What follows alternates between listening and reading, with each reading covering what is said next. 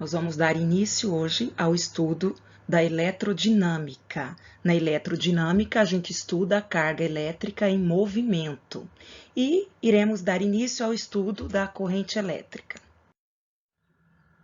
Vamos fazer então uma recordação, do que é um material condutor. Como exemplo, lembrem do átomo aqui de ferro. Então, o átomo de ferro ele tem os seus elétrons e a distribuição pelas camadas, Temos aqui camada K, L, M e N.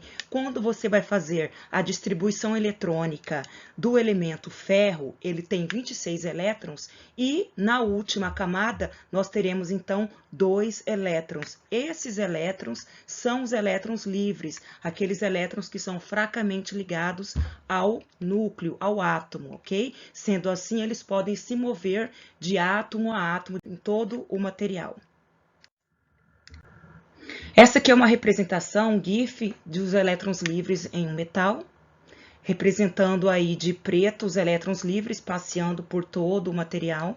Vários exemplos são, nós temos o ouro, aplicação em circuitos elétricos, temos a solda, a liga, estanho e chumbo. Nós temos também tungstênio, é um exemplo de metal no filamento das lâmpadas, certo? E também outro exemplo aqui do alumínio, revestimento de alumínio aqui.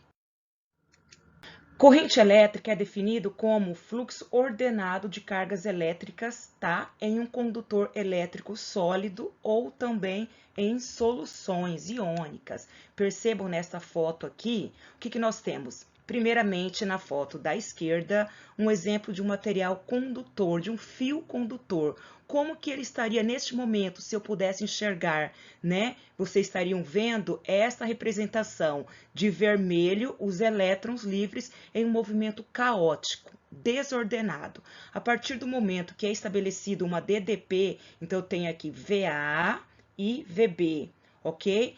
A partir do momento que é estabelecida uma DDP, esses elétrons livres passam então a se movimentar em um sentido ordenado. A esse movimento ordenado dessas cargas elétricas dá-se o nome de corrente elétrica.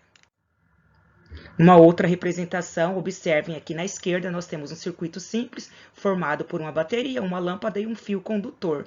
Se eu pudesse enxergar no interior desse fio condutor, seria isso que eu estaria vendo, Os elétrons livres ordenados. Óbvio, que isso não é possível. Não é possível enxergar, os elétrons livres, mas a esse movimento ordenado de elétrons livres é a corrente elétrica.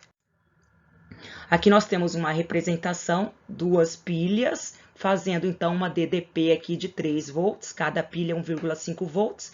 Quando você tem esse circuito simples, observe que aqui nós temos um LED e esse LED está aceso. A corrente elétrica em condutores iônicos nada mais é do que a separação dos íons positivos e íons negativos. No caso, por exemplo, quando você tem a solução do NaCl, que é o sal de cozinha, quando você mistura ele com água, o que acontece? O Na, que é um íon positivo, é atraído pelo polo negativo da água, e o Cl, que é um íon negativo, ele é atraído pelo polo positivo da água. Então, você tem esse movimento de íons positivos para um lado e íons negativos para outro lado. Aqui eu também tenho, no caso, uma corrente elétrica iônica, que é o movimento ordenado de íons. Íons positivos para um lado e íons negativos para outro lado. Aqui, observem, nessa representação aqui nós temos algumas garrafinhas, onde foi colocado ali uma solução também de NaCl, formando uma associação de pilhas, onde você pode então observar que esse LEDzinho verde, ele acende, Então, a mesma situação nós temos aqui embaixo. Observe que nós temos um voltímetro ligado nos terminais dessa associação de duas pilhas, nesse caso, Onde nós temos 3 volts, que foi capaz também de acender esse LEDzinho. Observem aqui o LEDzinho azul aceso. Temos aqui, então, uma corrente elétrica iônica. Vocês vão reparar sempre, quando a gente falar de corrente elétrica, que normalmente a gente cita uma área de uma secção reta, ou aliás, uma secção transversal, que seria um corte em um fio condutor imaginário, tá? Então, você tem aqui um fio condutor. Quando se estuda a corrente elétrica, a gente admite esse corte, tá? Essa área de secção transversal, onde os elétrons livres vão estar passando por esta área. Como exemplo, vamos supor que se nós tivéssemos um elétron livre apenas, tá? Qual é a carga do elétron? Sabemos que a carga E, carga elementar, é 1,6 vezes 10 elevado a menos 19 coulomb. Se eu quisesse calcular a carga total que passa por essa secção transversal, o que eu vou fazer? Eu vou fazer N vezes E, onde N é o número de elétrons e E é a carga do elétron. Então, quando você faz 1 vezes 1,6, vai ficar 1,6, ok? Coulomb.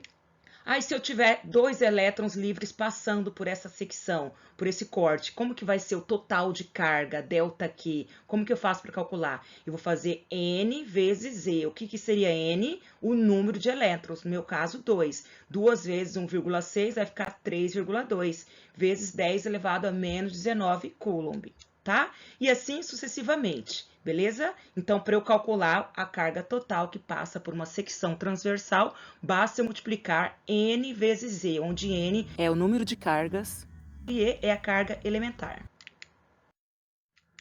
Intensidade da corrente elétrica. Vamos lá. Para eu calcular a intensidade da corrente elétrica, o que eu vou precisar? Eu preciso saber do total de carga que vai passar por essa secção transversal e o intervalo de tempo.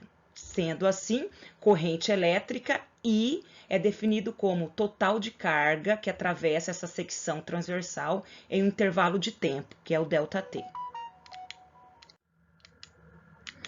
Normalmente, a gente tem esses submúltiplos, ok? A unidade no SI de corrente elétrica é o ampere. O que é o ampere? Coulomb que divide segundo, ok? Então, corrente elétrica é dado pela letra minúscula I, e nada mais é do que o total de carga que passa pela secção transversal do fio em um intervalo de tempo, sendo a unidade de carga elétrica o coulomb e a unidade do tempo, de acordo com a SI, o segundo, definimos então coulomb por segundo como sendo ampere. Temos aqui ampere, certo? E normalmente nós temos esses múltiplos e submúltiplos. Perceba, K, esse K, ele representa quiloampere e vale 10 elevado a 3, 10 elevado ao cubo. E aqui eu tenho esse M maiúsculo, é o mega. Mega vale 10 elevado a sexta ampere. E giga seria 10 elevado a 9 amperes.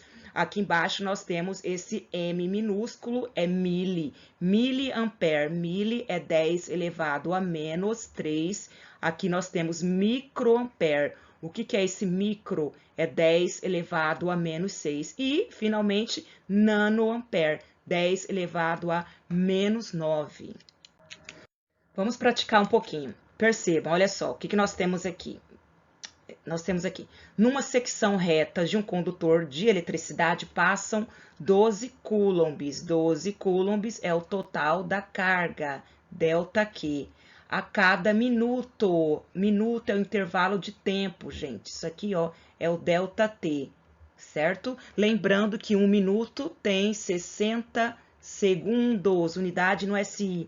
Eu quero saber, então, nesse condutor, a intensidade da corrente elétrica. E eu tenho algumas alternativas. Como é que eu vou fazer isso? Basta você substituir, né? I é igual a ΔQ dividido por ΔT. Percebam que, nesse caso, eu já tenho a carga, 12 coulomb. Então, você vai dividir aqui 12 pelo intervalo de tempo, que é 60 segundos. Você vai fazer essa divisão e vai encontrar corrente elétrica igual a 0,2 amperes. Alternativa correta, letra B. Temos, então, mais uma aplicação. Nessa aplicação é o seguinte. Pela secção reta de um fio passam 5 vezes 10 elevado a 18 elétrons. Gente, observem, isso aqui, ó, é o número de elétrons. A cada 2 segundos, isso aqui é o intervalo de tempo. Sabendo-se que a carga elétrica vale, isso aqui é a carga elementar, tá? É a carga elementar do elétron. Pode-se afirmar que a corrente elétrica que percorre o fio tem intensidade. Eu quero saber qual é o valor da corrente elétrica. Pois bem, para que nós possamos fazer isso, basta você substituir, né? I igual ΔQ dividido por ΔT. Percebam que nós não temos a carga aqui, como no exercício anterior, que eram 12 coulombs. Aqui eu vou ter que calcular. Como que eu vou calcular o total de carga? Você vai fazer N vezes E, porque eu não tenho o ΔQ, tá? Quem é N? Quem é N? Foi dado. É 5 vezes 10 elevado a 18, que vai multiplicar a carga elementar. A carga elementar, 1,6 vezes 10 elevado a menos 19 coulomb. Muito bem, agora o que eu vou fazer? Você vai multiplicar 5 vezes 1,6. Você vai fazer essa multiplicação, tá? E vai encontrar 8. Muito bem. Substitui 8. E agora, o que eu faço com as bases? Multiplicação com a mesma base. Conserva a base e soma os expoentes. Quais são os expoentes que eu tenho aqui? 18 e menos 19. Quanto que é 18 mais menos 19? Vai dar menos 1. Sendo assim, eu vou ter aqui 8 vezes 10 elevado a menos 1 dividido por 2. Faça essa divisão e 8 dividido por 2 é 4. Então, como resposta, eu encontrei 4 vezes 10 elevado a menos 1. Observem que não tem essa resposta. Porém, as respostas elas estão aqui em múltiplos e submúltiplos, tá? Então, vamos observar, vamos analisar essa resposta aqui, né? Que é a que mais se aproxima. Então, eu tenho 400 mili. Vejam, a gente viu que mili vale 10 a menos 3, tá? Então, o que é 400 vezes 10 elevado a menos 3?